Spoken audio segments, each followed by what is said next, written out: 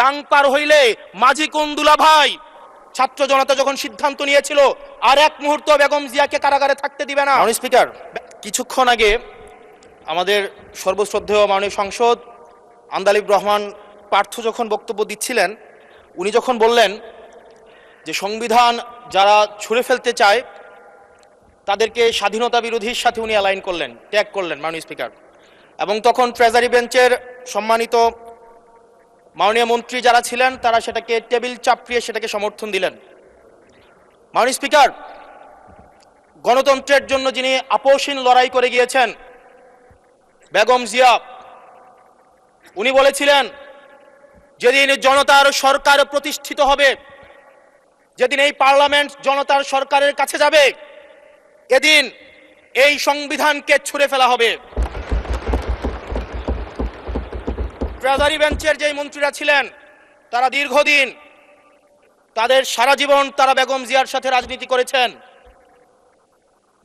এই সংবিধান ছুঁড়ে ফেলার সাথে স্বাধীনতা যুদ্ধাপরাধীর অ্যালাইন করার যেটার হাততালি তারা দিয়েছেন, সেটির মধ্য দিয়ে বেগম জিয়াকে তারা মূলত অপমান করেছেন কিনা তারা সেটা ভেবে দেখবেন। মাননীয় স্পিকার, আমি বক্তব্য দেওয়ার জন্য অনেক কিছু রেডি করে নিয়ে এসেছিলাম।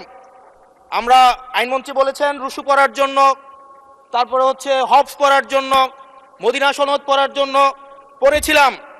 কিন্তু আন্দালিব রহমান পার্থ সাহেব যে বক্তব্য দিয়েছেন, আমরা ক্লাস 8-9-এ যে ডিবেট করতাম সেটি রিভার্টাল দিলে 20 মিনিট সময় লাগবে। মাননীয় স্পিকার, আমি ওনার বক্তব্যের রিভার্টাল দিচ্ছি।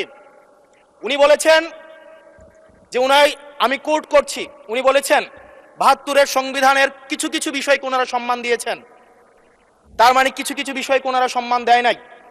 তার মানে এই অভ্যুত্থানের পরে এই সংবিধানের কিছু অংশ ওনারা মেনেছেন, কিছু অংশ ওনারা মানেন নাই। ওনারা কেবল ওই অংশটাই মেনেছেন যে অংশটা ওনাদের পক্ষে গিয়েছে, যে অংশটা ওনাদের বিপক্ষে গিয়েছে এই অংশটা ওনারা মানেন নাই। মাননীয় স্পিকার, এই ধরনের প্রকৃতি সম্পন্ন যারা আছে বাংলাদেশের পার্লামেন্ট যারা দেখছেন তারা সিদ্ধান্ত নেবেন, যারা কখনো কখনো কনফরমিস্ট, যারা কখনো কখনো রিফর্মিস্ট, তারা মূলত অপরচুনিস্ট।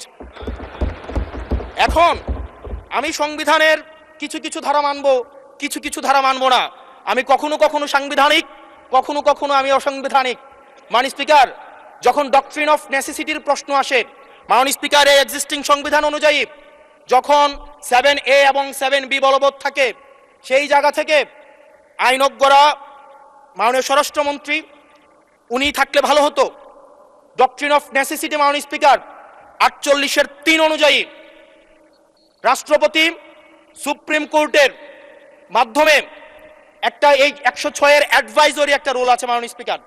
এই অ্যাডভাইজরি রুলের মাধ্যমে সংবিধানের ফান্ডামেন্টাল কোনো বিষয় কম্প্রোমাইজ করা যায় না।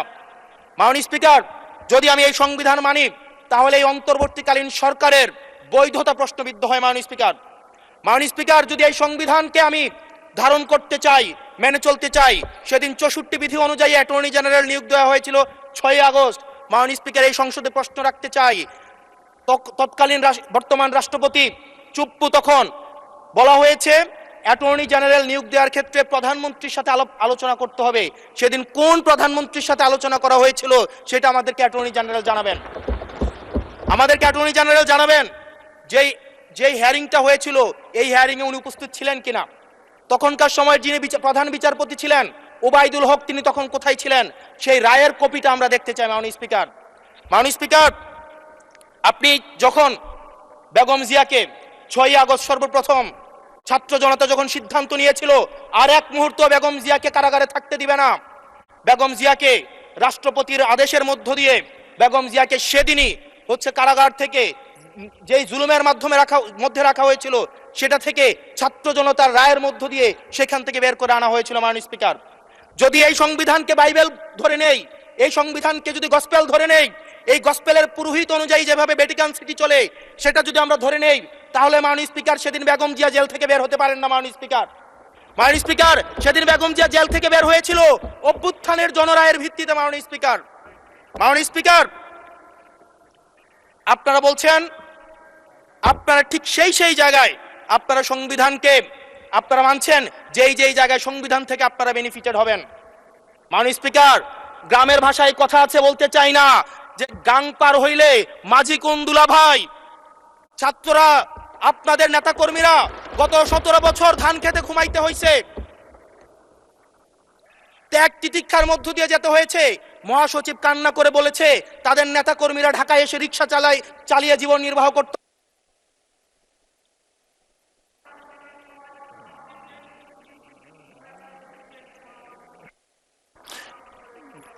এক মিনিট বলেন। মাননীয় স্পিকার, আজকে দেখেন, আজকে লক্ষ লক্ষ নেতা কর্মী তাদের রক্ত দিয়েছে।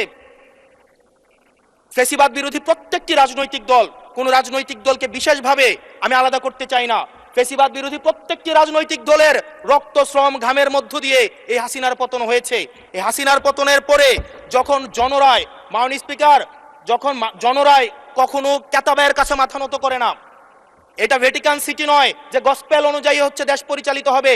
68% জনগণ তারা সিদ্ধান্ত জানিয়ে দিয়েছে এই সংবিধানের যেই বেসিক স্ট্রাকচারাল জায়গায় কোন জায়গাগুলোতে রিফরমেশন আনতে হবে। মাননীয় স্পিকার, আন্দালিব রহমান পার্থ সাহেব বলেছেন যে অর্ডারে নাকি হচ্ছে সংবিধান সংস্কার পরিষদের গঠনটা নাই।